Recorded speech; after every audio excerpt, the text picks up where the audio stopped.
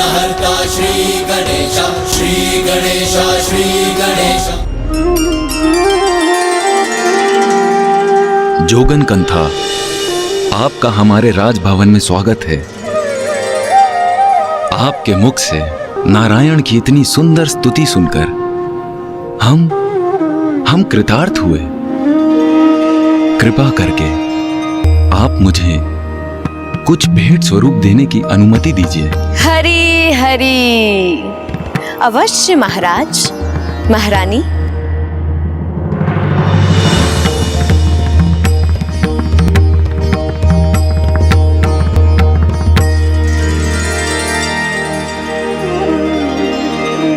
महाराज, महारानी, आपकी कन्या तो विवाह योग्य हो गई है। आप बिल्कुल उचित कह रही हैं जोगन कंथा। हमारी पुत्री पार्वती को आशीर्वाद दीजिए जिससे उसका विवाह शीघ्र संपन्न हो।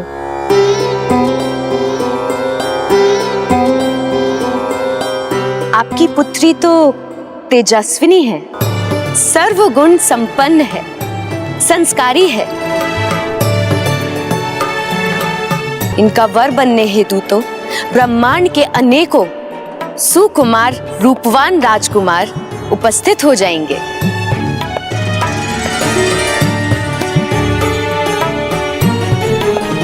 क्षमा कीजिए कंथा, किंतु मुझे उन राजकुमारों में कोई रुचि नहीं।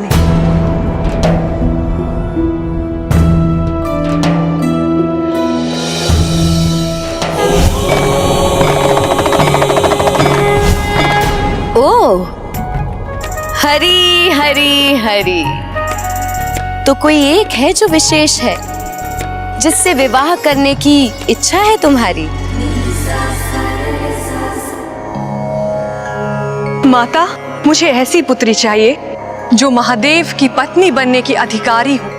मैं तुम्हारी पुत्री बनकर तुम्हारी मनोकामना अवश्य पूर्ण करूंगी। नहीं जोगिनी माता, हमने हमारी पुत्री के लिए किसी विशेष वर का चुनाव नहीं किया है,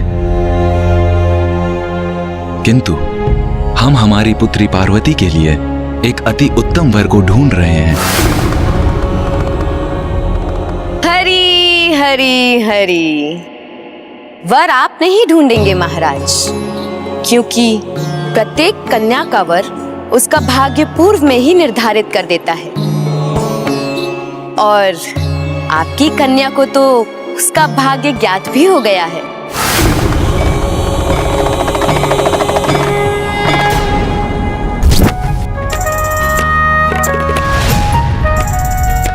क्यों पुत्री, तुम्हारे मन में उसकी छवि है ना, जिसे तुम पति रूप में पाना चाहती हो?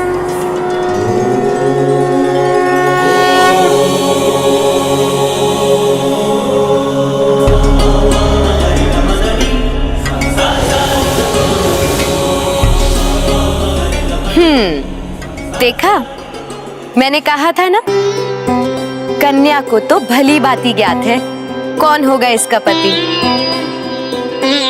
किंतु किसी अन्य को बताया नहीं कन्या ने। और उचित भी है, क्योंकि बताने का लाभ ही क्या है? मैं कुछ समझी नहीं जोगन माता। तनिक अपना हाथ तो दिखाओ कन्या।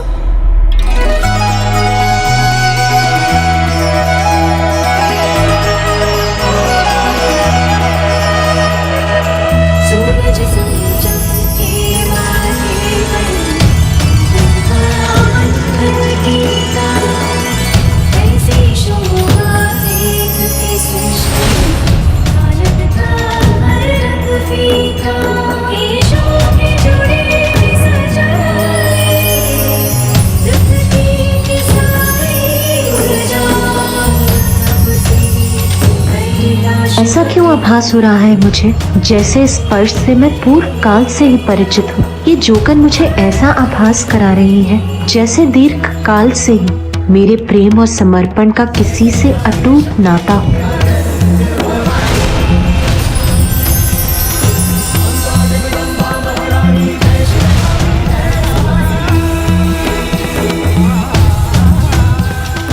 जोगन माता?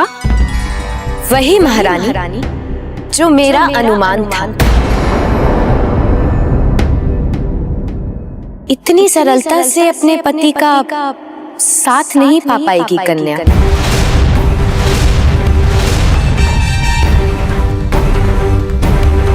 वो आपकी कन्या का भाग्य नहीं, क्योंकि उसके लिए इसे 3000 वर्षों तक कठिन तपस्या करनी होगी।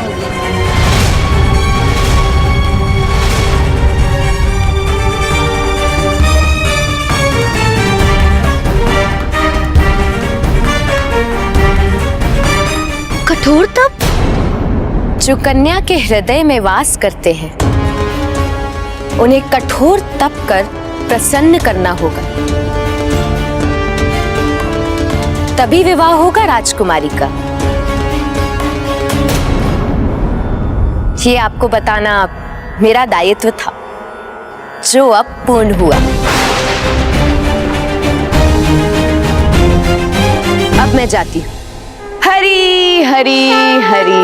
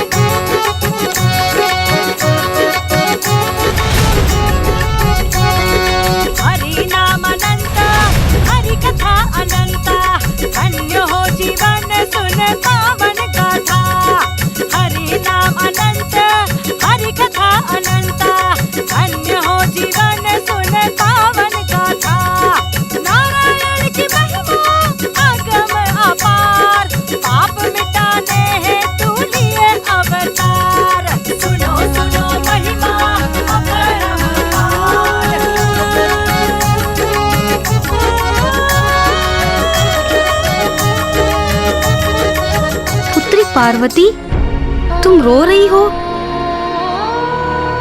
क्या हुआ? ये अश्रु क्यों है तुम्हारे नेत्रों में? याद नहीं माता, किंतु जोगिन माता को जाते थे मुझे ऐसा प्रतीत हो रहा है कि कोई अत्यधिक समीपी मुझसे दूर जा रहा है।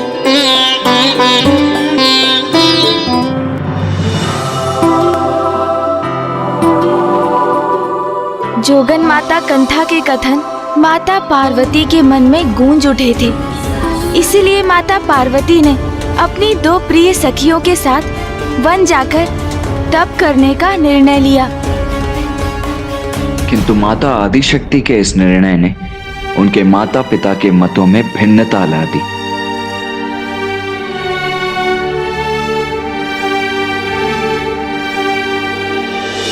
पिताश्री, मुझे आज्ञा दीजिए और आशीर्वाद भी कि मैं अपनी तपस्या संपन्न कर सकूं। पुत्री, मैं तुम्हें रोककर तुम्हें तुम्हारे भाग्य से दूर क्यों रखूं? सभी को अपने जीवन का लक्ष्य प्राप्त करने हेतु प्रयास करने का पूर्ण अधिकार है। मैं तुम्हें तुम्हारे इस अधिकार से वंचित कैसे रख सकता हूं? माँ, मत जाओ पुत्री, हठ मत करो, बड़ा कठिन होता है तब। तुम एक राजकुमारी हो, बचपन से ही समस्त सुख सुविधाओं में बड़ी हुई हो। वन में तपस्या में जो कष्ट होंगे उन्हें कैसे सहन कर पाओगी तुम? वन में वन्य जीवों के मध्य कैसे रह पाओगी तुम? ऐसे निर्जन स्थान पर मैं तो अपनी पुत्री की कभी कल्पना भी नहीं कर सकती। माँ, माँ, मुझे ना ही कोई भय है और ना ही राजभवन के किसी भी सुख की कोई लालसा। और मैं ये तपस्या अपने पति को पाने के लिए ही करने जा रही हूँ। माँ, मुझे अनुमति दीजिए कि मैं ये तपस्या पूर्ण कर सकूं।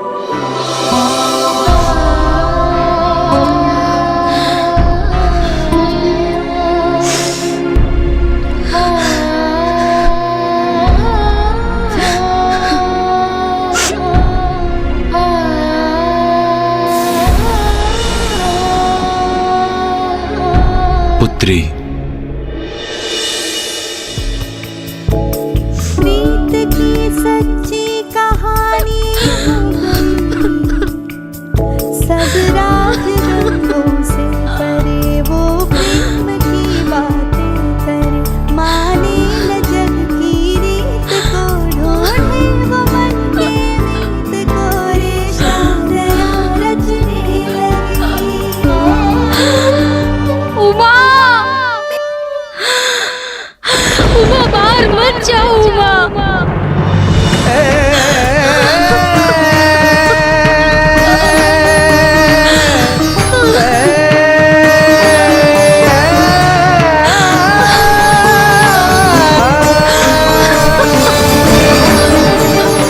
देवी मैना, जाने दीजिए पुत्री पार्वती को। जोगन माता ने उसका मार्गदर्शन किया है। महादेव को पाने हेतु उसका तपस्या करना अनिवार्य है। तप करने से उसे अपने जीवन में लक्ष्य की प्राप्ति होगी। इसीलिए पुत्री पार्वती को मत रोकिए, उसे अपने पथ पर अग्रसर होने दीजिए। जाओ पुत्री।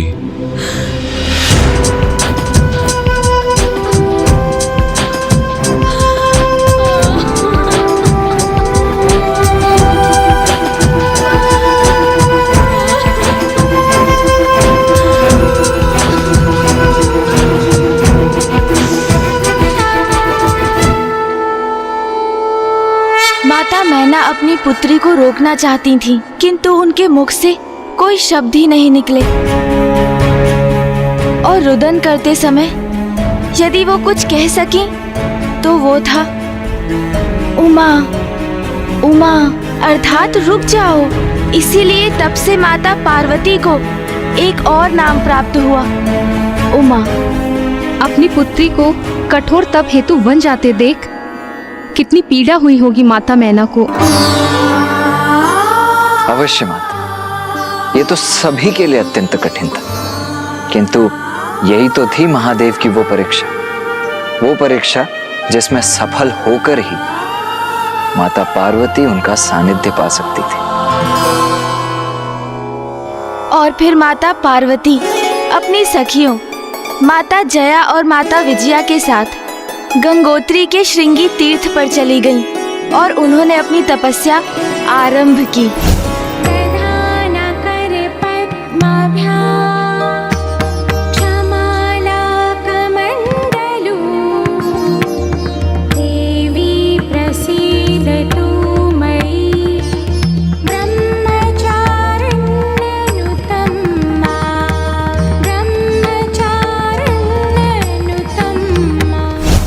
माता द्वारा महादेव का ध्यान करते ही उनके मुख से स्वतः पंचाक्षर शिव मंत्र ओम नमः शिवाय का निरंतर जाप करना आरंभ हुआ। किंतु माता ने अभी अपनी तपस्या आरंभ ही की थी कि तभी वहां अट्टासुर और नाराज पहुंच गए।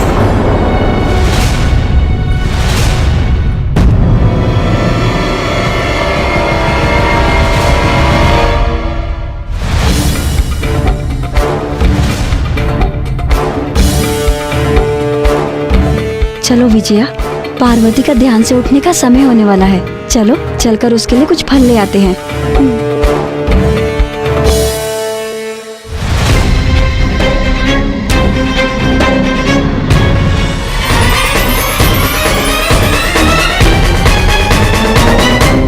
देवी आदि शक्ति अपनी तपस्या में लीन है, कहीं हमारे यहाँ होने का आभास न हो जाए उन्हें। अटासुर, यही है देवी आदि शक्ति?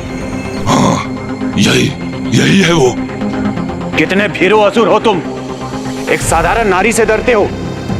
साधारण नहीं, असाधारण है वो, क्योंकि मैं इनकी शक्ति का साक्षी रह चुका हूँ।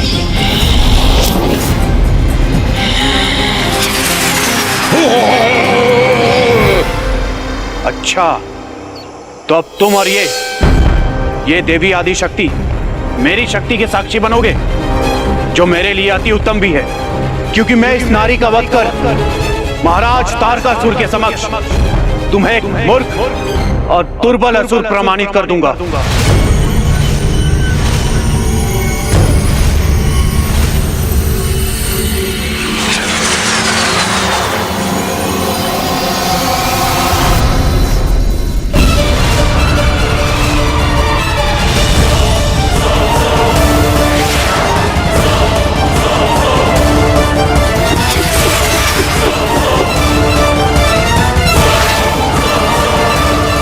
गया तो है ये विस्मयी असुर, किंतु ये लौट सकेगा अथवा नहीं ये ज्ञात नहीं मुझे।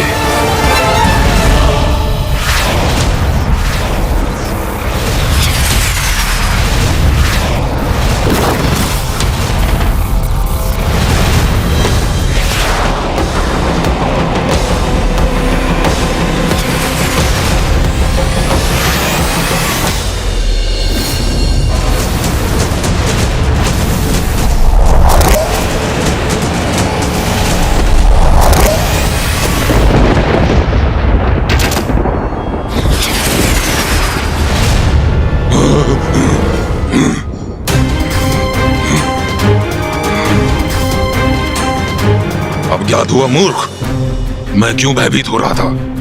अब बता सकते हो मुझे, दुर्बल मैं हूं या तुम?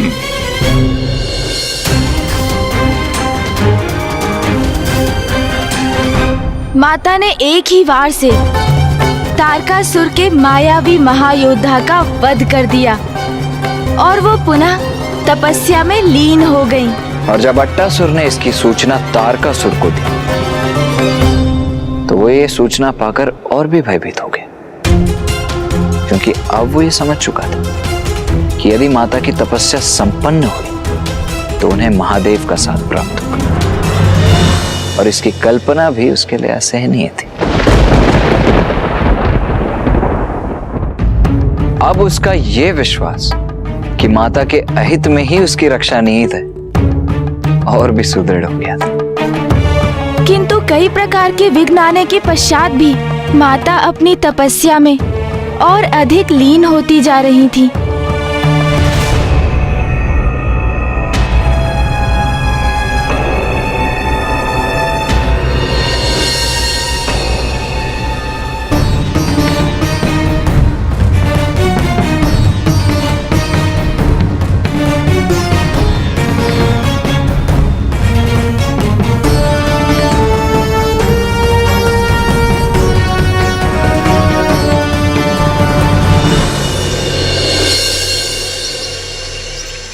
वर्षा, ग्रीष्म और शीत ऋतुएं आती जाती रहीं, किंतु माता अपने स्थान पर स्थिर पंचाक्षर शिव मंत्र का निरंतर जाप करती रहीं। प्रथम वर्ष तो उन्होंने फलाहार कर अपना तप किया, किंतु द्वितीय वर्ष से उन्होंने फलों का भी परित्याग कर दिया। अब वो मात्र वृक्षों के पर्ण अर्थात उनके पत्तों का भोजन प्राप्त कर तप में लीन रहने लगी। और जैसे जैसे माता का तप और भी कठोर होता गया, उनके संपूर्ण व्यक्तित्व से एक प्रचंड ऊर्जा प्रस्फुटित होने लगी। इस मध्य दुष्ट तारकासुर माता की तपस्या भंग करने की मंशा से अपने अनेकों असुरों को भेजता रहा, किंतु वे बार बार असफल होते रहे। और फिर एक दिवस तारकासुर ने अपने अनुचर अट्टासुर के साथ माता के समक्ष जाने के लिए भेज दिया और एक नवीन असुर को।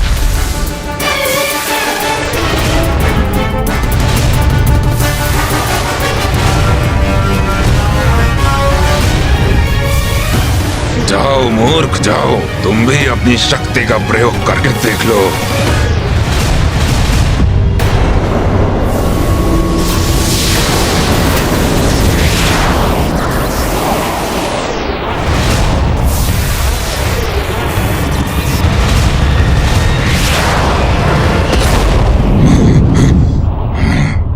एक और मूर्ख असुर का अंत हुआ, इसकी सूचना भी दे देता हूँ महाराज तारकासुर को।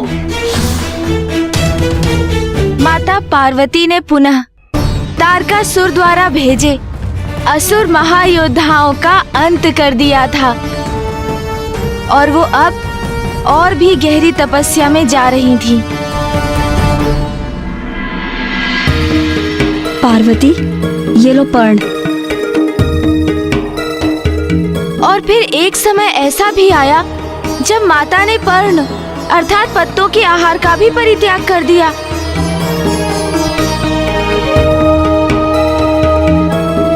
और अब वो निराहार रहकर ही तपस्या कर रही थीं, और जिस कारण देवताओं ने उन्हें एक और नाम दिया, अपर्णा। स्वामी, देवी पार्वती की कितनी कठोर परीक्षा ले रहे हैं महादेव। हाँ प्रिय, ईश्वर की प्राप्ति का तो एक ही मार्ग है, तपस्या। और मुझे पूर्ण विश्वास है कि देवी पार्वती कठोर तप के पश्चात अपने ईश्वर को प्राप्त कर ही लेंगी।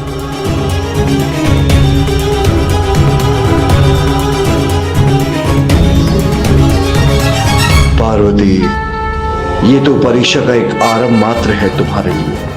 महादेव का सानिध्य और उनका साथ पाने के लिए माता ब्रह्मचारिणी ने कठोर तप करना आरंभ कर दिया। दिवस, मास और वर्ष बीतते गए, किंतु माता का तप चलता ही रहा। इतना कठोर तप करने के कारण माता की देह इस अवस्था में पहुंच चुकी थी कि अब माता अपने नेत्र तक नहीं खोलती थीं। पंचाक्षर मंत्र ओम नमः शिवाय का जाप करते करते माता महादेव के जाप में पूर्णतः रम गई थी। और इसी प्रकार सहस्त्रों वर्ष बीत गए। किंतु ब्राह्मण देवता, माता पार्वती इतने वर्षों से इतना कठोर तप कर रही थी, तो महादेव उनके तप से प्रसन्न क्यों नहीं हुए?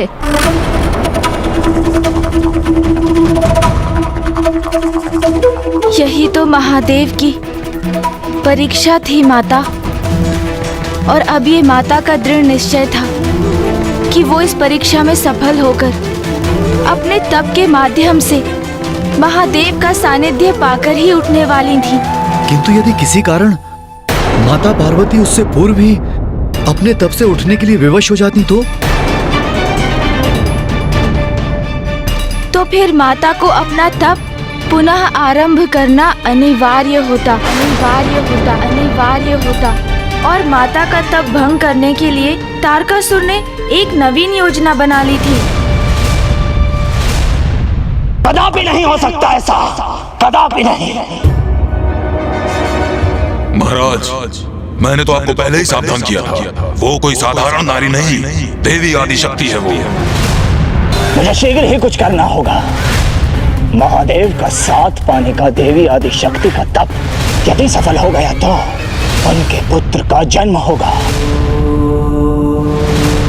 उनके पुत्र का जन्म अर्थात मेरा काल बनेगा वो। ऐसा कदापि नहीं होने दूंगा मैं, कदापि नहीं। किंतु महाराज, हम कर भी क्या सकते हैं? सर्वप्रथम मैं उसका वध करने गया तो मैं मरणासन अवस्था में ही लौटा। फिर आपने अनेकों असुरों को वहां भेजा, किंतु देवी आदिशक्ति ने उन सभी का अंत कर दिया। महाराज, अब कोई शेष उपाय ही कहाँ है हमारे पास? शक्ति नहीं, कुटिलता की आवश्यकता है मूर्ख। जात नहीं है तुम्हें कि देवी आदिशक्ति अपने निराहार तप के कारण अत्यंत दुर्बल अवस्था में है। शक्तिहीन हो चुकी है वो, और देवता भी उनकी सहायता नहीं कर सकते।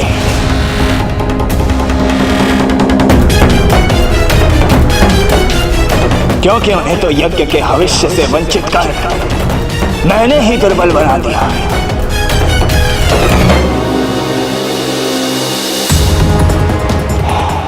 देवी आदिशक्ति के अंत का सबसे उचित अवसर है ये। अब अपना सबसे भीषण प्रहार कर उस देवी का अंत करूंगा मैं।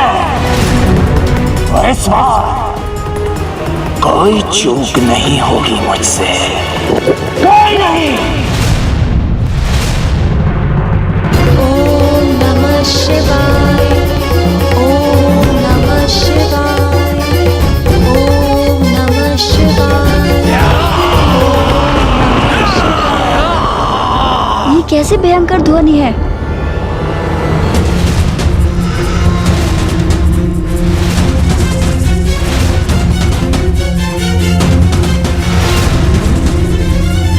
सखी जया, ये तो असुर इधर ही बड़े आ रहे हैं। इनकी ही पदध्वनि सुनाई दी थी हमें, परंतु हमारे रहते पार्वती तक नहीं पहुंच सकेंगे ये असुर।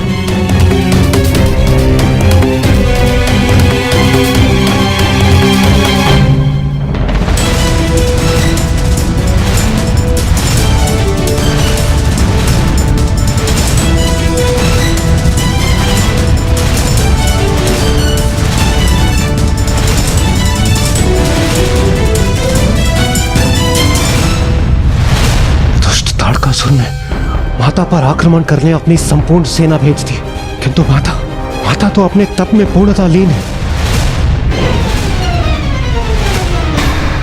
माता आदिशक्ति तो स्वयं संपूर्ण असुर सेना का अंत करने में समर्थ थी, किंतु वो अपनी तपस्या में इतनी लीन थी कि उन्हें इस आक्रमण का आभास ही नहीं था। हाँ महाराज, और देवता भी असुरों से युद्ध करने की अवस्था में नहीं थे, क्योंकि वो अत्यंत दुर्बल हो चुके थे। तो इन असुरों का विनाश कर ये कौन सुनिश्चित करने वाला था कि अब माता के तप में कोई बाधा न आए? माता की कोई लीला अकारण नहीं होती महाराज। उनकी प्रत्येक लीला के पीछे छिपा रहस्य समय आने पर ही उजागर होता है।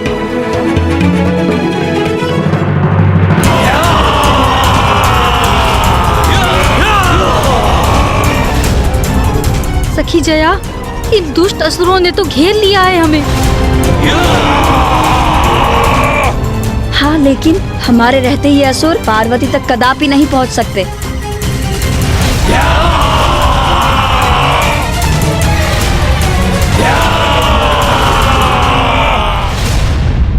इस दुष्ट ताड़कासुर ने अपनी समस्त सेना भेजकर माता पार्वती पर आक्रमण कर दिया। इसने तो श्रेष्ठता की सभी सीमाएं लांघ दी है।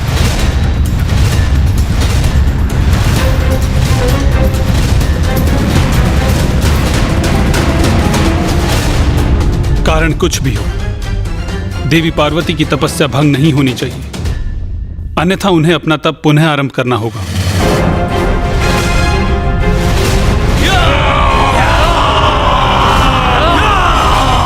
माता मैना और महाराज हिमावन ने हमें यहाँ पार्वती की सुरक्षा के लिए भेजा है। भले ही आज हमारे प्राण क्यों न चले जाएं, परंतु पार्वती का हित कदापि नहीं होने देंगे हम।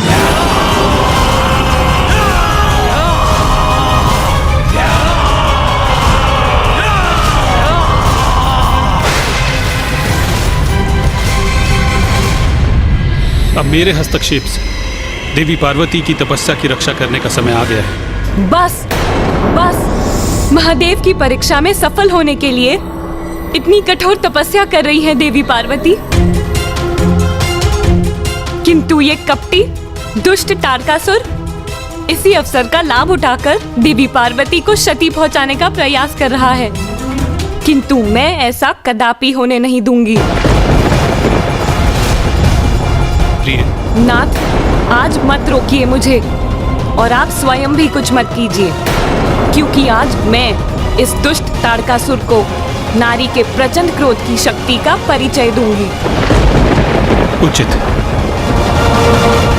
देवता संकट में थे और तारकासुर का वध करने के लिए महादेव और माता पार्वती के पुत्र का जन्म अनिवार्य था। नारी शक्ति जागृत हो चुकी थी और माता लक्ष्मी तारकासुर के असुरों को ऐसा पाठ पढ़ाने के लिए तत्पर थी जिसकी उन असुरों ने कल्पना भी नहीं की थी।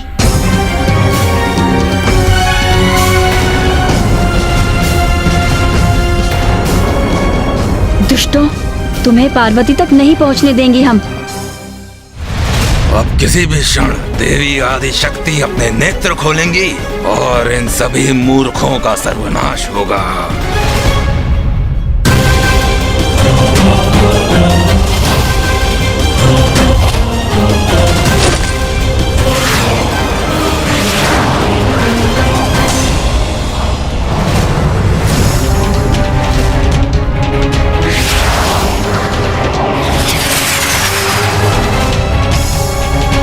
ये बाण तो बड़ी तीव्र गति से हमारी ओर बढ़ रहे हैं सखी विजया, इन्हें कैसे रोके हम?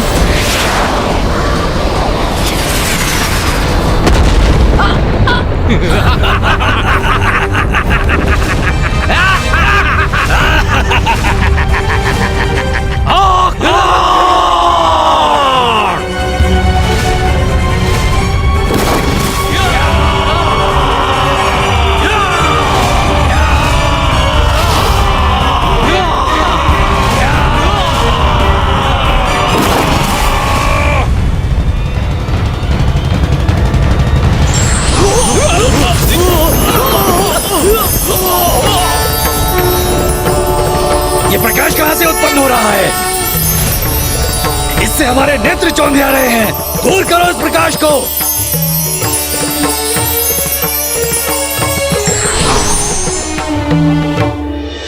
माता लक्ष्मी,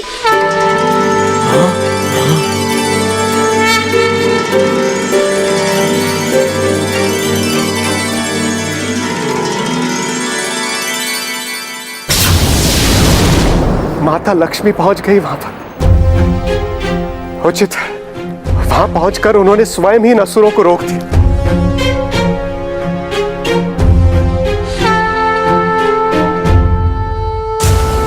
तुम सबको अंतिम चेतावनी देने आई हूँ यहाँ। लौट जाओ यहाँ से। बहुत चर्चा सुने थे किसी देवी आदि शक्ति की जो एक दृष्टि से असुरों का नाश करती है, किंतु वो तो एक परिहास ही है। क्योंकि मुझे तो दो अति सुंदर नारियां ही दिखाई दे रही हैं यहाँ, जो इन टहनियों से हमसे युद्ध करना चाहती है। और इन दोनों के पीछे एक अन्य दुर्बल नारी ध्यान में मग्न है। और अब तुम आई हो देवी, किंतु तुम्हारे हाथ में तो टहनियों जैसे शस्त्र भी नहीं है। मूर्ख असुर, तुम दुष्टों का अंत करने के लिए कोई अस्त्र शस्त्र की आवश्यकता नहीं है मुझे। तुम्हारा अंत करने के लिए एक नारी की शक्ति ही पर्याप्त है। बस, बहुत हुआ। अब अपने अनर्गल प्रलाप से मेरा समय व्यर्थ ना करो। जाओ सैनिकों, पकड़ कर लाओ इन तीनों स्त्रियों को और मेरे सामने प्रस्तुत करो।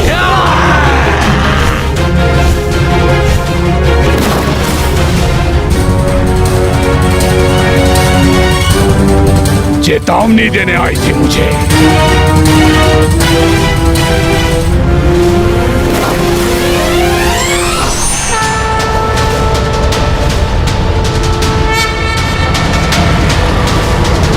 नारी के स्वभाव में कितना अनुरूप है तुम्हारा ये स्वभाव देवी। क्या आशय है तुम्हारा? क्या रसोई गृह के पात्रों से युद्ध करोगे हमसे? तो क्या ये स्वर्ण कलश अस्त्र इस देवी का और हमारे इन अस्त्र शस्त्रों का सामना ये कलश करेंगे? मेरा स्वर्ण कलश क्या कर सकता है वो तो तुम्हें अभी ज्ञात हो जाएगा मूर्खों।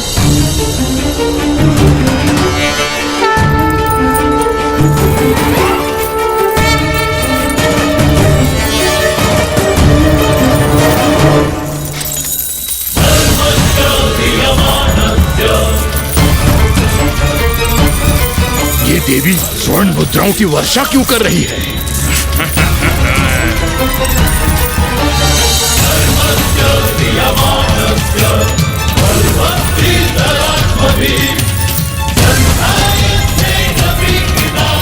इतनी स्वर्ण मुद्राएं, इतना धन।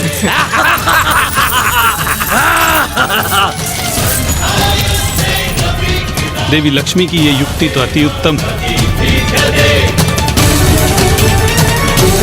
लालच तो असुरों का स्वभाव है। इन स्वर्ण मुद्राओं को देखकर मेरे भीतर भी लालच उत्पन्न हो रहा है।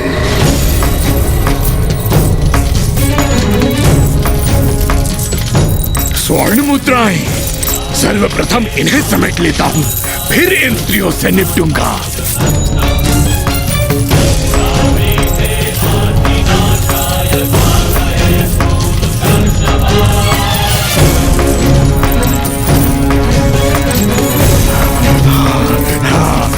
स्वर्ण मुद्राएं।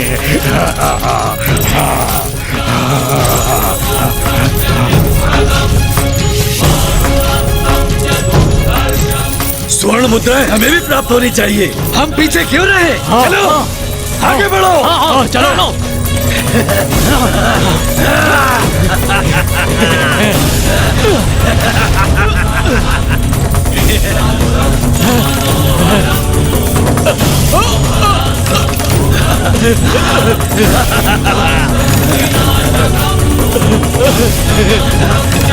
कितनी स्वर्ण मुद्रा है।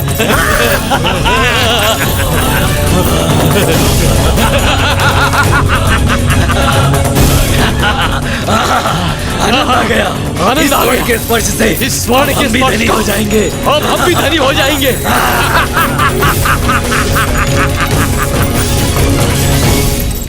स्वर्ण मुद्राओं की इतनी बारिश से इतना दूर क्यों हूं मैं?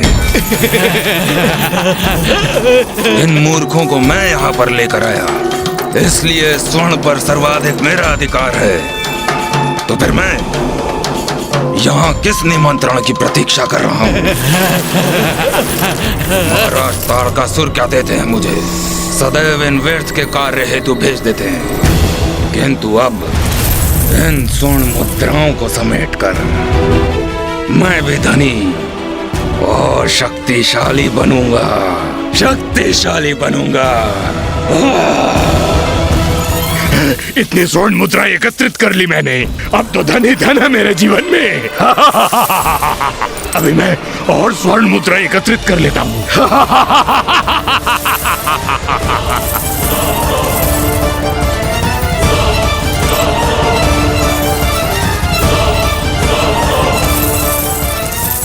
अरे ये स्वर्ण मुद्राएं स्वतः कैसे गतिशील हो गई? ये स्वर्ण मुद्राएं तो हम असुरों को ग्रास कर रही हैं।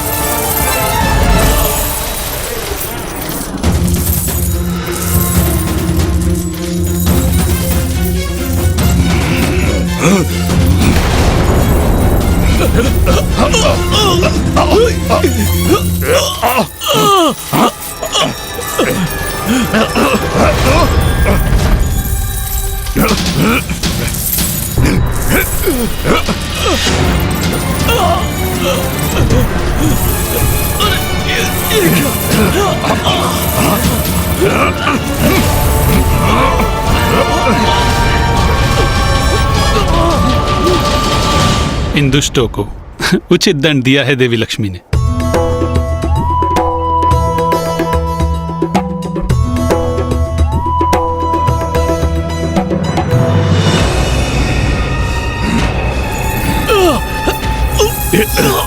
कदाचित निर्धन रहने में ही भलाई है।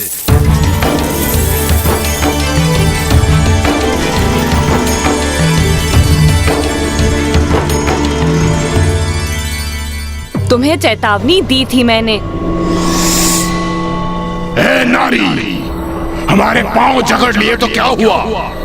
हाथ तो अभी भी हमारे मुक्त है और मैं इन्हीं हाथों से तुम्हारा अंत करूंगा।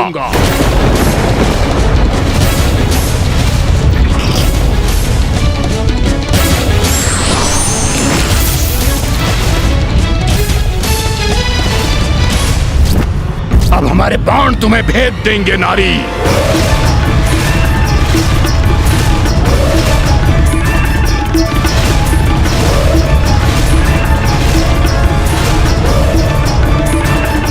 ये दुष्टासुर तो माता लक्ष्मी पर अपना लक्ष्य साध रहे। लो देवी, अब अपने काल से भेंट करो तुम।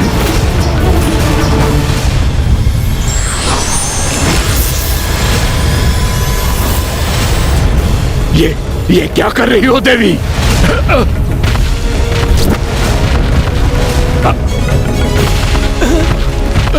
अरे ये स्वर्ण मुद्रा है, ऊपर उठकर घेर रही है हमें, हमें बाधित कर रही है ये मुद्रा है। क्या करें हम?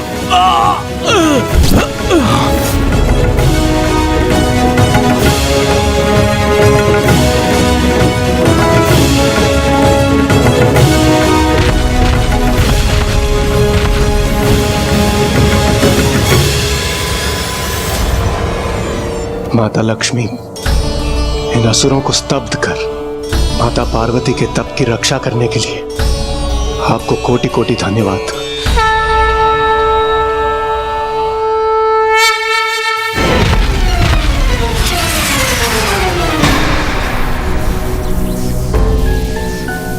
आप निश्चिंत होकर अपनी तपस्या पूर्ण कीजिए देवी पार्वती।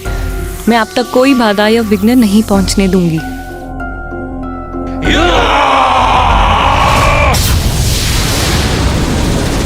ये ध्वनि कहाँ से आ रही है?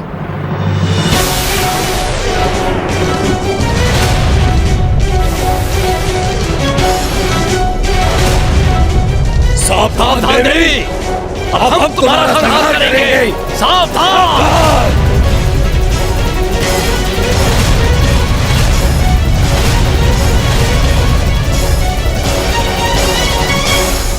और असुर?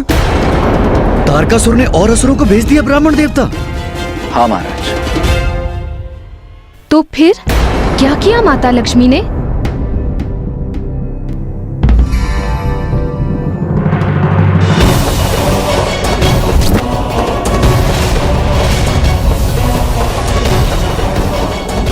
आकाश में तो जैसे असुरों की वर्षा सी हो रही है।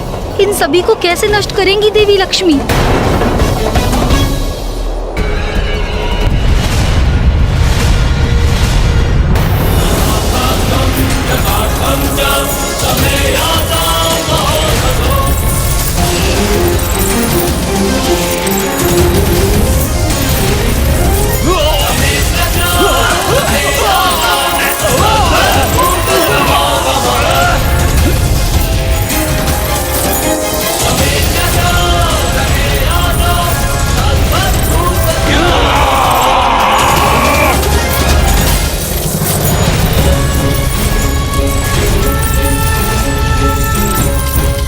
दूसरी ओर से भी असुर आने लगे हैं। असुरों की सेना हर ओर से आ रही है। इस प्रकार तो ये दुष्ट देवी पार्वती की तपस्या भंग कर ही देंगे।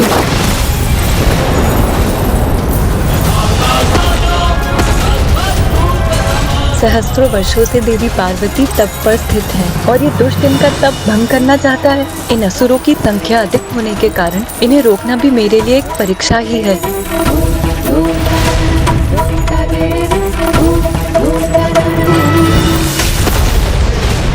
वो अकेले नहीं निपटेंगी इन असुरों से। माता सरस्वती के स्वर से मुझे उनके कोप का आभास हो रहा, किंतु माता करने क्या जा रही है?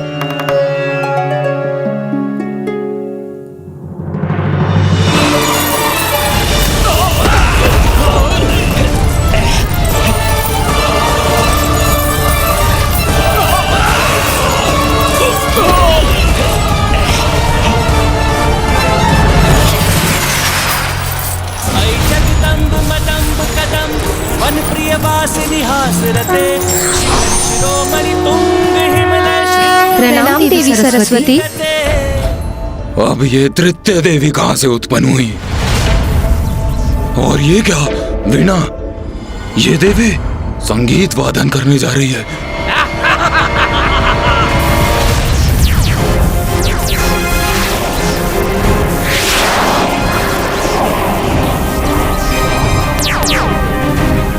वीणा से उत्पन्न ये स्वर्णिम कीड़े भला हमें क्या क्षति पहुंचा सकते हैं? इन कीड़ों को नष्ट कर दो, आगे बढ़ो और वध कर दो इन देवियों का। हेलो!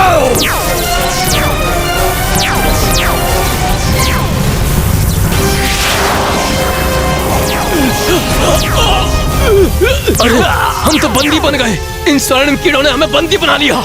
मुक्त करो हमें, मुक्त करो हमें।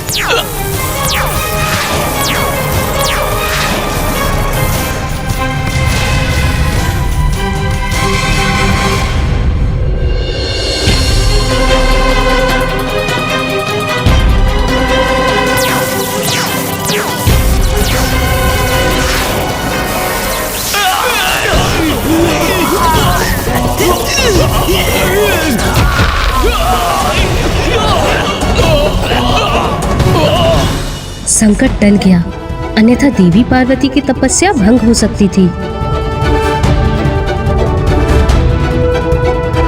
इतने विचित्र किंतु इतने प्रभावशाली अस्त्र शस्त्र मैंने पूर्व कभी नहीं देखे। इन देवियों को पराजित करना तो असंभव ही प्रतीत होता है। ऐसा कौन है जो इनका वध करने में सक्षम हो?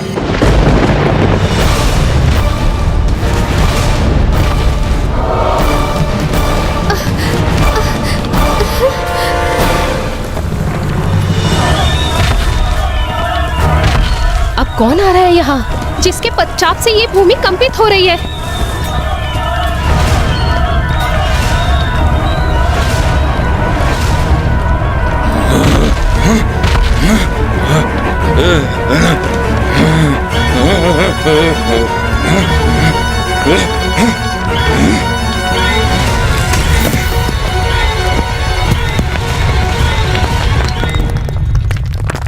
ये क्या?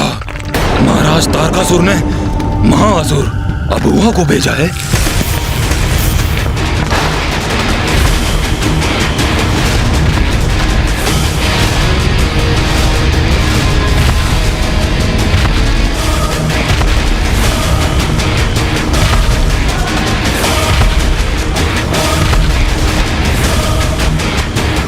ये तो इस पर्वत की ओर आ रहा है जहां मैं स्थित हूं, और इस पर्वत को पार करके ये देवी आदि शक्ति तक पहुंच सकता है।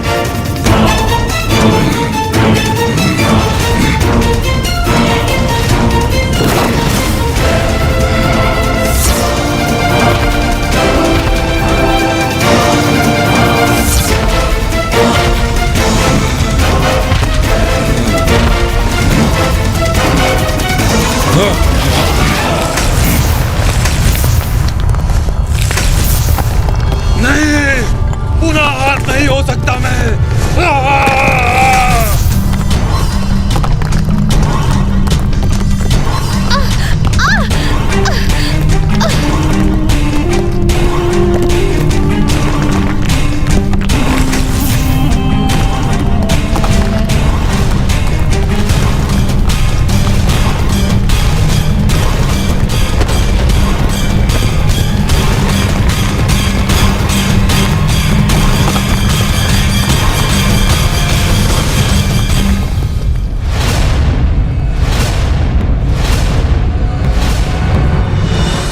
कौन असुर है? माता लक्ष्मी और माता सरस्वती तो उड़ते असुरों से निपट रही है। अभी एक और नवीन असुर उत्पन्न हो गए। मुझे भय है कहीं असुर माता की तपस्या न भंग कर दे। यदि देवी पार्वती अपनी तपस्या से उठने के लिए विवश हुई तो वो महादेव की परीक्षा में कभी सफल नहीं हो पाएंगी।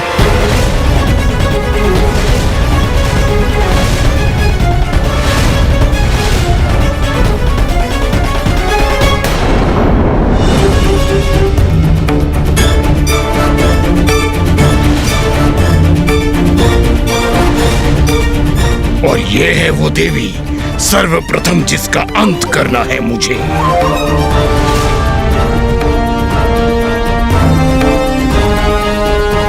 तो ये सब हो रहा है यहाँ देवियों,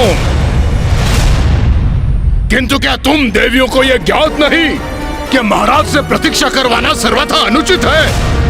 असुर महाराज तारकासुर इस प्रतीक्षा में है कि देवी आदि शक्ति की अंत की सूचना अब आएगी कि तब आएगी, और तुम तुच्छ स्त्रियां अपनी क्रीड़ा से उसमें विलंब उत्पन्न कर रही हो।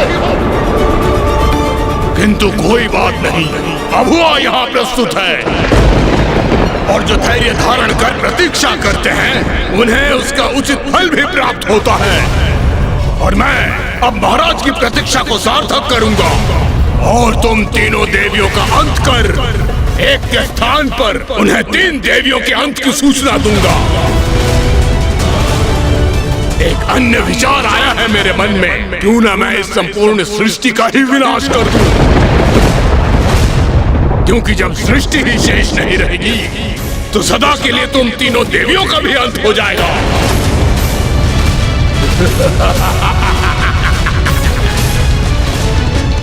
विभाजनास्त्र, विभाजनास्त्र।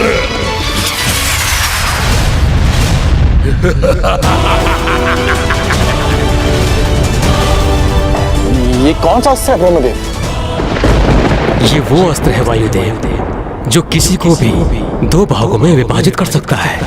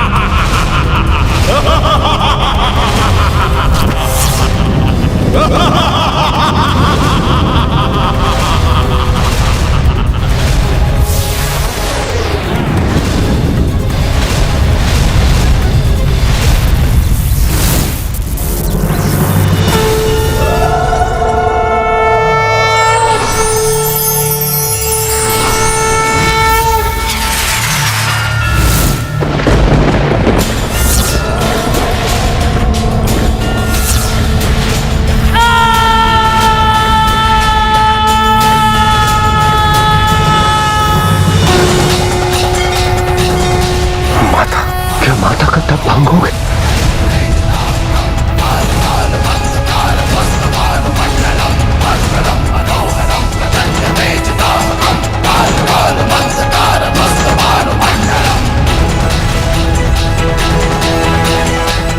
जिसका भय था वही हो, माता की तपस्या भंग हो गई।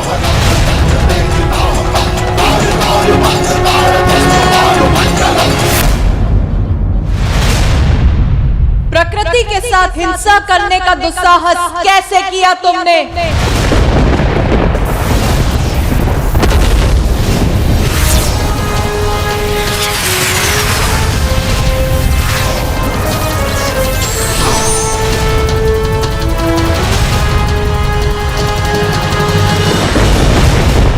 प्रकृति के साथ जो रोष उत्पन्न करता है उसका यही परिणाम होता है, सर्वनाश।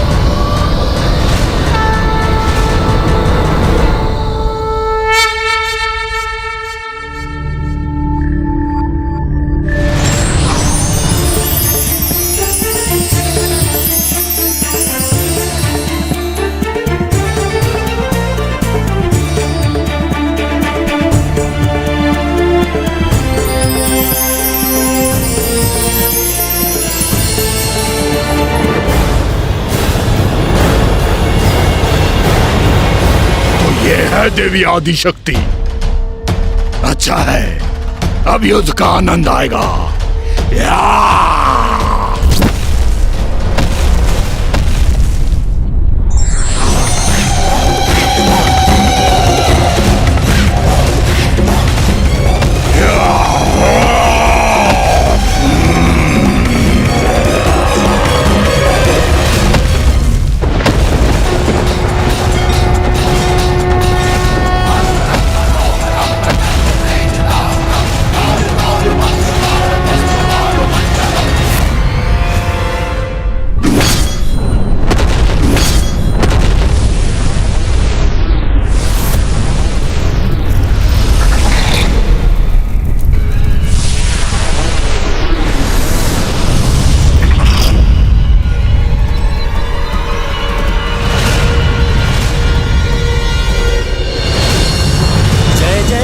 महिषासुरमर्दिनि रम्यकपर्दिनि शैलसुते मधुरे मधुकैटभ गंजिनि कैटभ भंजिनि रासरते। जय जय हे महिषासुरमर्दिनि रम्यकपर्दिनि शैलसुते। जय जय हे महिषासुरमर्दिनि रम्यकपर्दिनि शैलसुते। जय जय हे महिषासुरमर्दिनि रम्यकपर्दिनि शैलसुते। जय जय हे महिषासुरमर्दिनि रम्यकपर्दिनि शैलसुते। माता पार्वती ने असुरों का तो वध कर दिया, किंतु उनकी तपस्या भंग हो गई। माता अपने तप से उठ गई, तो अब वो महादेव को कैसे प्रसन्न कर सकती थी? तो क्या तारकासुर अपने मंतव्य में सफल हुआ?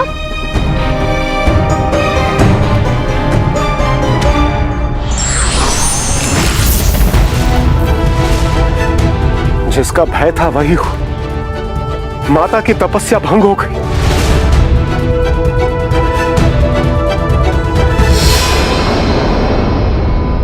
माता तो अपने स्थान से उठी ही नहीं थी।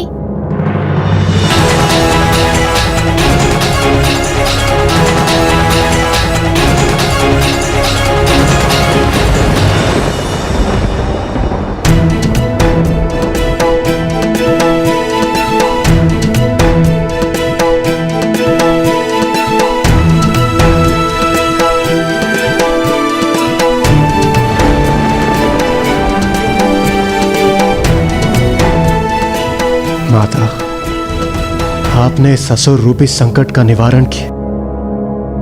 आपको कोटि कोटि धन्यवाद। उचित है। बहन पार्वती का तप खंडित नहीं हुआ।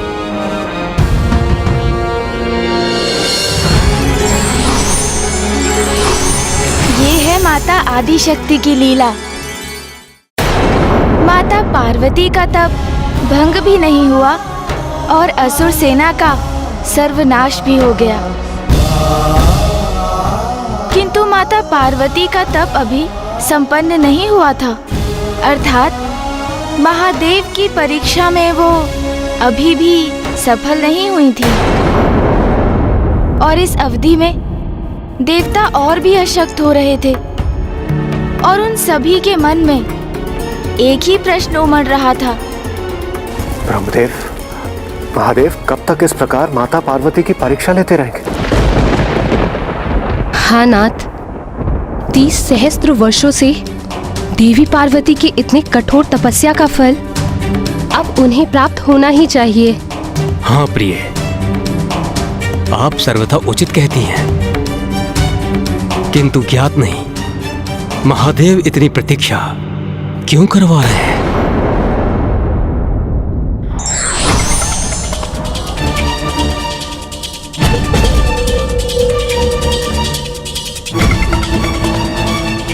प्रणाम नारायण। देवराजेंद्र, अब और विलंब उचित नहीं। अब समय आ गया है कि आप सभी देवता एकत्रित होकर महादेव के समक्ष प्रस्तुत हों और उनसे विनती करें कि वो देवी पार्वती की परीक्षा संपन्न करें। उचित है नारायण।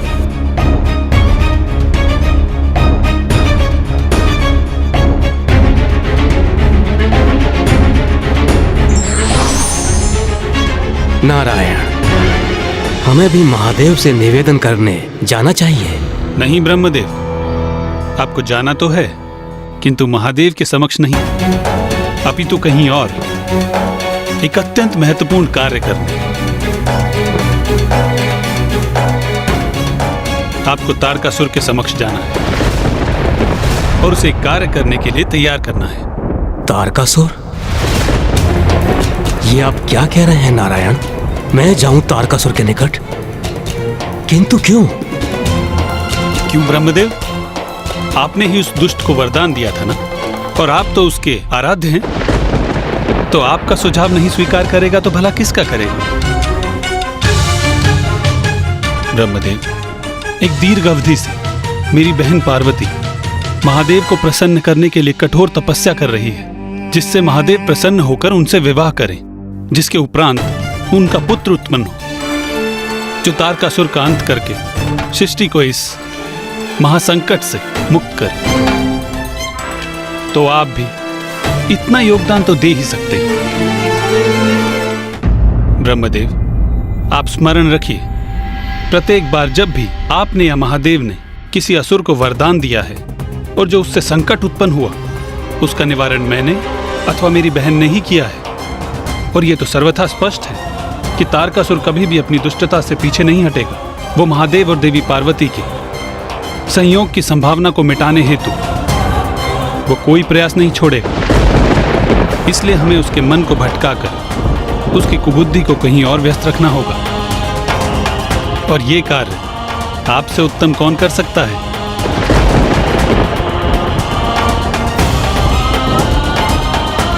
माता पार्वती को और कितने कष्ट सहने हो? नहीं इंद्रदेव, पार्वती की परीक्षा अभी पूर्ण नहीं हुई है।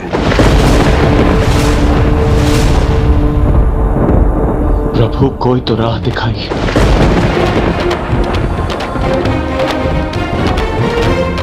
हमसे उनकी अवस्था नहीं देखी जाती प्रभु।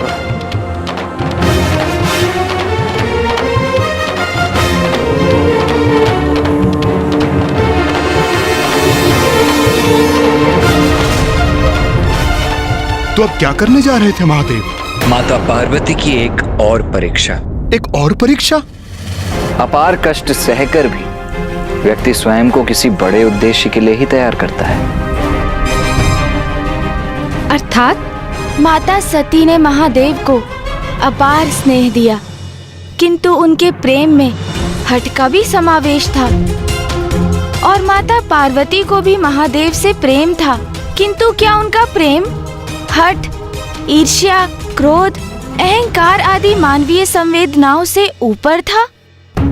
अब इसकी परीक्षा महादेव लेने वाले थे। महादेव परीक्षा लेने वाले थे, परंतु कैसे गणेश जी? ओम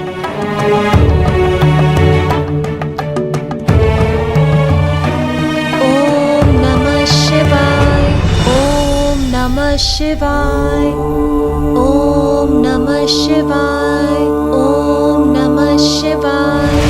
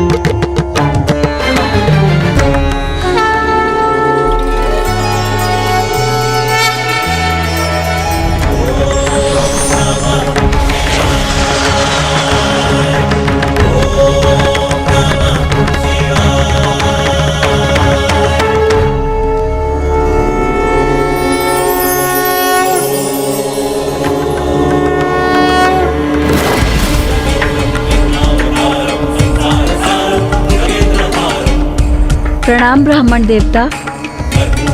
कल्याण कल्याण कल्याण। बताइए हम आपकी किस प्रकार से सहायता कर सकती हैं?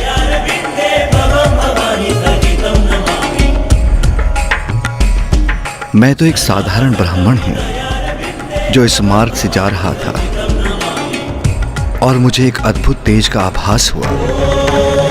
ऐसा तेज जो एक कठोर तपस्या के बाद ही उत्पन्न हो सकता है।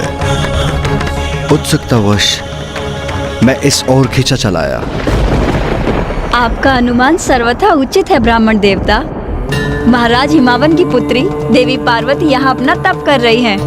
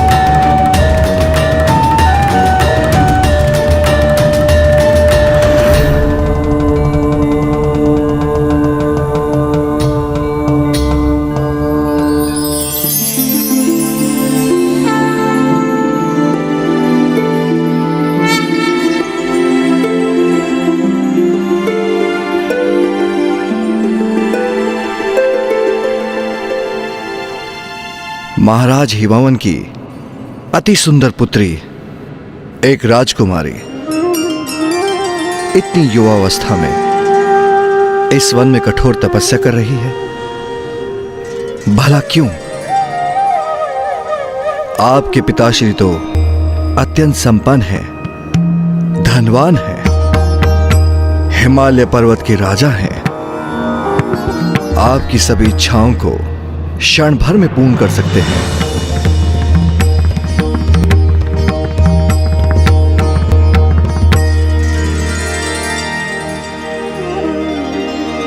अच्छा, समझ में आया। अवश्य किसी ढोंगी साधु के शब्दों से प्रभावित हैं आप। उसने आपको तपस्या करने का सुझाव दिया। क्यों? उचित कहा ना मैंने? नहीं ब्राह्मण देवता, ऐसा कदापि नहीं है। सखी पार्वती तो महादेव को प्रसन्न करने हेतु तपस्या कर रही है, जिससे महादेव उन्हें विवाह के लिए स्वीकार कर सके। क्या कहा आपने? महादेव? जिस महादेव को प्राप्त करने हेतु आप इतना कठोर तप कर रही हैं, उस अघोरी से भली भांति परिचित हूं मैं। आपका शुभ चिंतक हूं मैं राजकुमारी।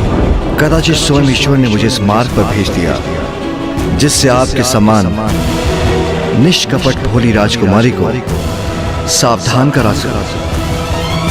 उन महादेव से विवाह करना चाहती हैं आप, जिन्हें विवाह का अर्थ भी ज्ञात नहीं। आपका जन्म संभ्रांत वंश में हुआ। आपके पिता महाराज, आपकी माता महारानी है, किंतु महादेव का जन्म कब, कहां, कैसे हुआ, ये तो आज तक कहीं प्रकट ही नहीं हुआ। एक भिक्षु मात्र है वो स्वयं भोजन नहीं करते, तो अन्य किसी को क्या भोजन देंगे? उनके द्वारा एकत्र की भिक्षा उस कपाल में जो अपने साथ लिए फिरते हैं। अरे आप ठहरी राजकुमारी, आभूषण आपका 16 श्रृंगार है, किंतु वो आभूषण के नाम पे आपको क्या दे सकते हैं? अपने कंठ का सर्प, आपकी मांग सिंदूर के स्थान पर भस्म से सुशोभित करेंगे, और राजभवन के स्थान पर आपको कठोर शिलाओं और गुफा वाले कैलाश पर भी रखेंगे। और तो और कभी भूल से उनका तीसरा नेत्र खुल गया तो आपको भस्म भी कर देंगे।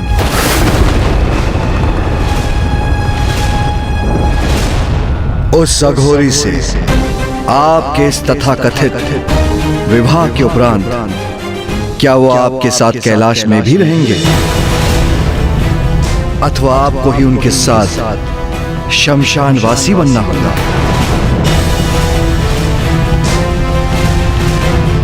आशा है राजकुमारी कि उनके भूत पिशाच आपको कोई कष्ट न दे। और सुना तो ये भी है कि वो सदा ही खोए रहते हैं, वर्षों तक ध्यान में लीन रहते हैं। और आप तो अभी से मृत पशु के चर्म को अपने शरीर पर धारण करने का अभ्यास कीजिए, और धारण ना भी करें तो उनकी दुर्गंध सहने के लिए तैयार हो जाइए, क्योंकि आपके वो शिव उसे धारण करना नहीं छोड़ेंगे। मैं तो ये समझने में असमर्थ हूं कि आप क्या समझकर महादेव से विवाह कर रही हैं। इतनी सुंदर राजकुमारी हैं आप, महादेव के नाम का जाप कर इतनी कठोर तपस्या कर किस अवस्था में पहुंच गई हैं आप? जिन महादेव के विवाह के पूर्व ही आपकी ये दशा कर दी, वो विवाह के उपरांत आपको क्या सुख देंगे? आपको क्या सुख देंगे? आपको क्या सुख देंगे? महादेव माता पार्वती को उकसा रहे थे और माता पार्वती प्रतिपल और क्रोधित होती जा रही थी। और दूसरी ओर ब्रह्मदेव तारकासुर के राजभवन पहुंचकर नारायण की योजना को क्रियान्वित करने जा रहे थे। एक बार पुनः मेरे असुरों ने निराश किया मुझे, और उस देवी ने एक संपूर्ण सेना को नष्ट कर दिया। मेरे सबसे शक्तिशाली महाअसुर अभुआ का वध कर दिया उस देवी ने। तुम्हारी समस्त शंकाएं एक एक कर सत्य हो रही हैं तारकासुर। कौन है? कौन है? कौन है जो मेरे विचारों को पढ़ रहा है?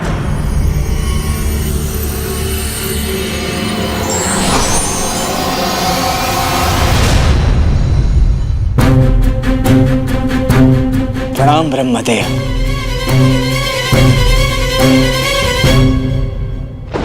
तुम्हारी चिंता भली भांति ज्ञात है मुझे।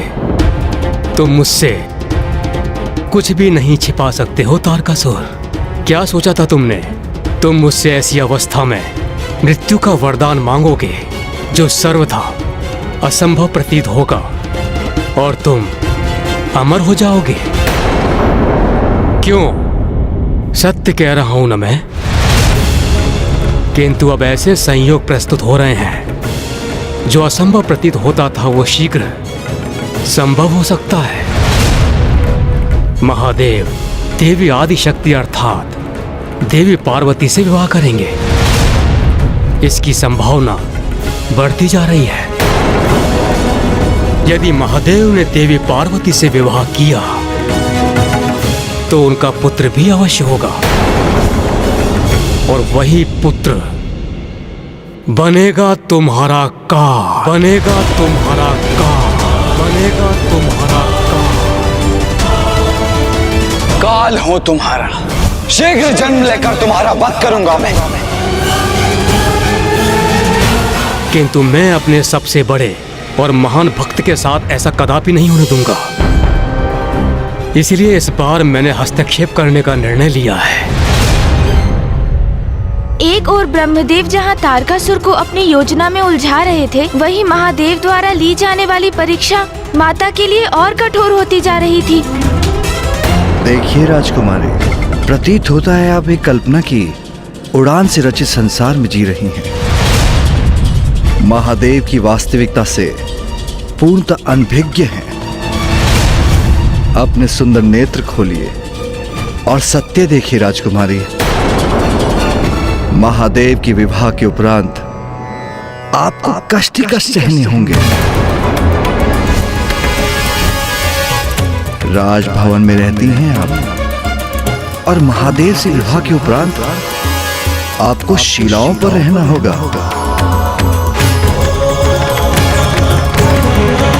इतने सुंदर रथों पर आरूढ़ होती हैं आप और महादेव का वाहन क्या है? वो वृद्ध बैल।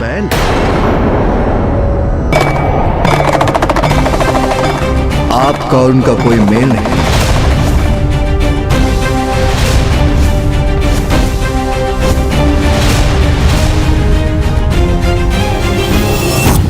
बार बार नारायण आदि शक्ति मेरे असुरों को दिए वरदान का तोड़ जो ढूंढ लेते हैं। इस बार तुम्हारे माध्यम से मैं प्रमाणित करना चाहता हूं कि मैं उनसे कहीं अधिक श्रेष्ठ हूं। मैं तुम्हारी सहायता करूंगा तारकासुर।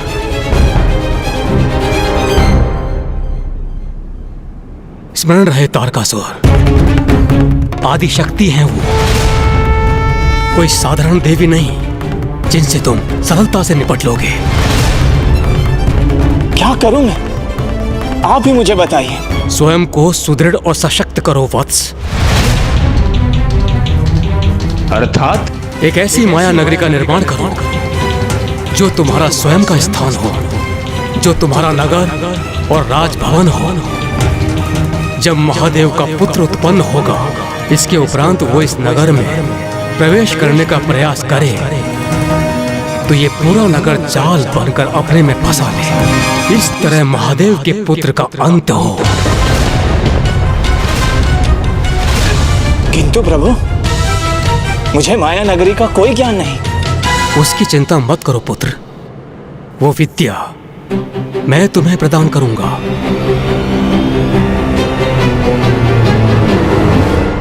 कोटि कोटि धन्यवाद प्रभु आपका। किंतु प्रभु, यदि मैं अपनी माया नगरी चला गया तो फिर स्वर्ग का क्या होगा? स्वर्ग लौटा दो देवताओं को, स्वर्ग लौटा दो देवताओं को, स्वर्ग लौटा दो देवताओं को। प्रतीत होता है तारकासुर मेरी योजना के भंवर में फंस चुका है और उन्हें आदेश दो कि तुम्हारे अधीन रहकर स्वर्ग का कार्यभार संभालें।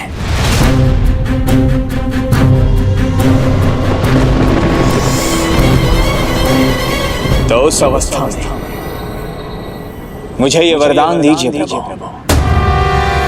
कि मैं अपनी कल्पना से बढ़कर उस नगर का निर्माण कर सकूं। जहां मेरा ही विधान स्थापित हो, और जब तक मैं वहां स्थित रहूं, संपूर्ण त्रिलोक मेरे अधीन रहेगा।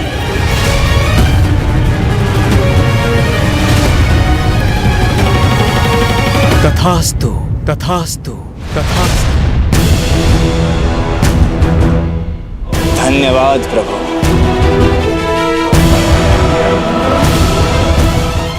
तारकासुर ने अब तक जो आतंक उत्पन्न किया था वो पर्याप्त नहीं था।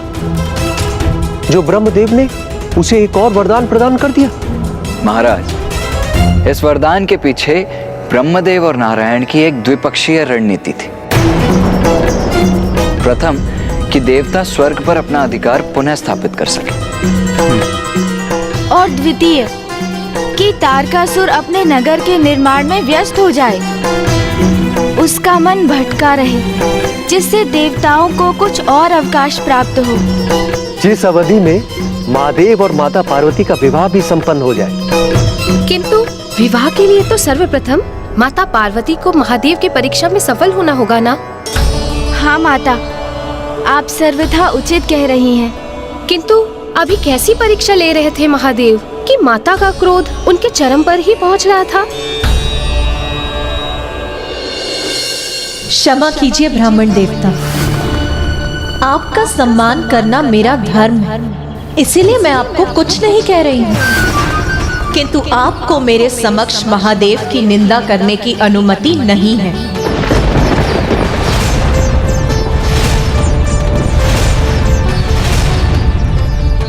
ओह, समझा।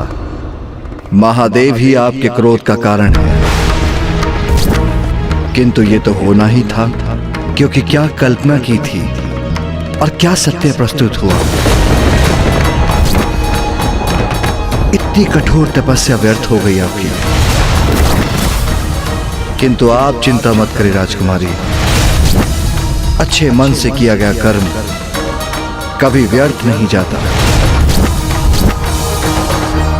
महादेव नहीं तो मैं आपके समक्ष।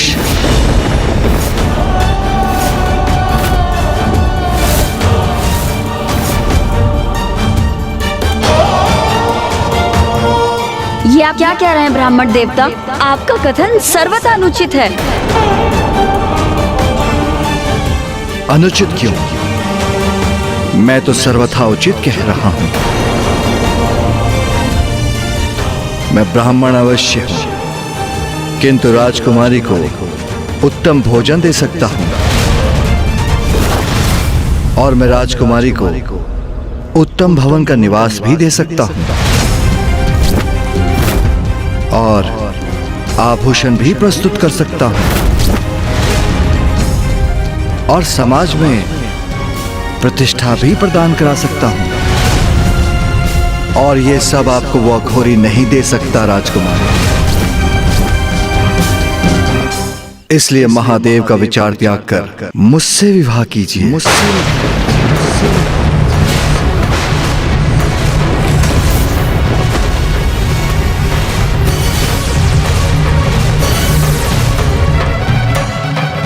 ब्राह्मण देवता, ब्राह्मण देवता, ब्राह्मण देवता, इतना दुस्साहस आपका!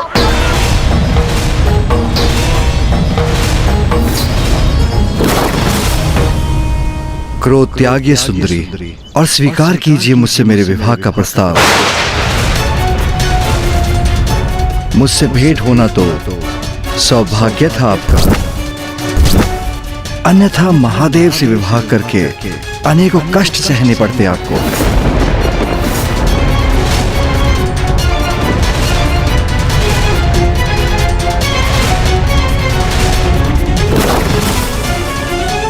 तो कहिए, विवाह करेंगी ना मुझसे? विवाह करेंगी ना मुझसे?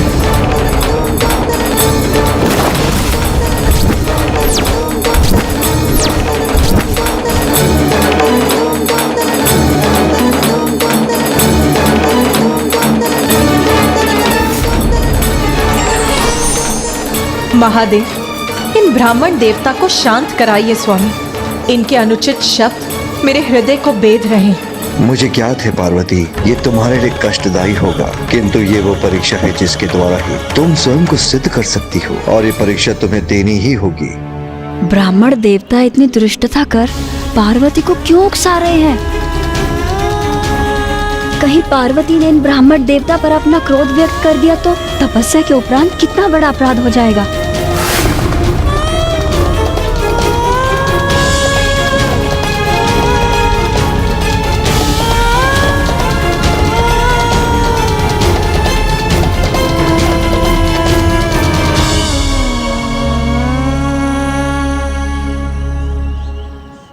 मुख फेरने से क्या होगा राजकुमारी, मैं अपना उत्तर प्राप्त कर कर ही रहूंगा। महाज्ञानी ब्राह्मण हूं मैं, मेरी पत्नी बनकर मेरी सेवा करेंगी तो उद्धार हो जाएगा आपका। पार्वती अपने क्रोध पर नियंत्रण कर रही हैं और ये ब्राह्मण देवता अपने शब्दों से उनकी क्रोध अग्नि में घृत डालने का कार्य कर रहे हैं। ओह, समझा, आप मुझसे अपना मनोहार करवाना चाहती हैं। उचित है, मैं वो भी करूंगा, किंतु आपकी ना कदापि स्वीकार नहीं करूंगा।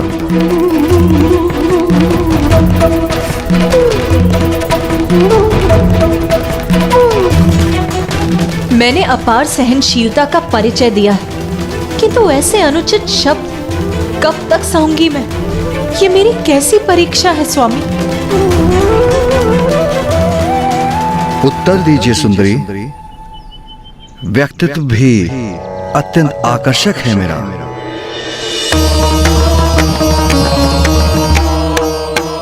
उन अघोर अघोरी महादेव और आपकी जोड़ी की तुलना में तो हम दोनों अनेकों गुण सुंदर दंपति होंगे। बस बस बस। जगदम्ब मदम्ब कदम्ब वन प्रिय वासिनी हासरते शिखर शिरोमणि तुंग हिमलय श्रृंग निजालय मध्य। बहुत आदर सम्मान हो गया है इन ब्राह्मण देवता का, किंतु अब एक क्षण भी यहाँ रुककर इनका अनर्गल प्रलाप और नहीं सहूंगी मैं। जो मेरे स्वामी महादेव की निंदा करेगा वो तो महापाप का भागी होगा ही, किंतु जो उनकी निंदा का श्रवण करेगा वो भी तो पाप ही करेगा। चलो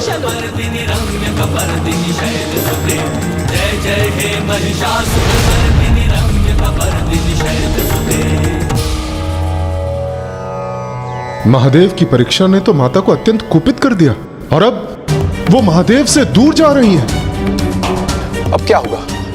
अब माता का क्रोध शांत कैसे होगा? इतनी बड़ी भूल मत करो कन्या, मुझसे मुख फेर कर मत जाओ।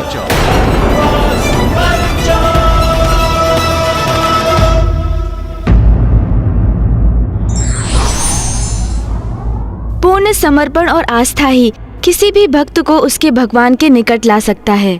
विघ्नहर्ता श्री गणेश के अद्भुत शक्तियों से भरे वीडियोस देखने के लिए चैनल को सब्सक्राइब करना न भूलें और साथ ही बेल आइकॉन भी दबाएं।